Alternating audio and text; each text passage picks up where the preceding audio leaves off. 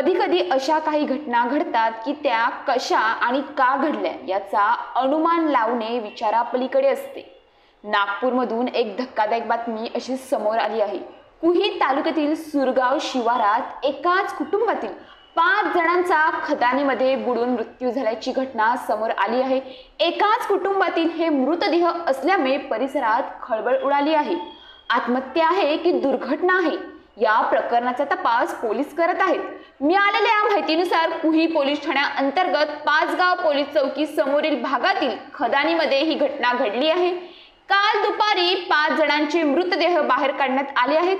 रोशनी चंद्रकांत चौधरी, तिचा मुलगा मोहित चंद्रकांत चौधरी, मुलगी लक्ष्मी चंद्रकांत चौधरी, बहीण रज्जो राऊत आणि इम्तिराज अन्सारी अशी मृतांची नावे आहेत। हे 5ही जण रविवार असल्याने त्या भागात फिरण्यासाठी आले होते, पण 5ही जण रात्र झाली तरी घरी परतले नव्हते। त्यामुळे मृतांच्या कुटुंबियांनी बेपत्ता असल्याची तक्रार नागपूर येथील 2 पोलीस स्टेशन अंतर्गत नोंदवली होती। या सगळ्यांचा शोध घेत असताना पोलिसांना कुही तालुक्यातील त्या जुन्या खदानीतील लोकेशन मिळून आले।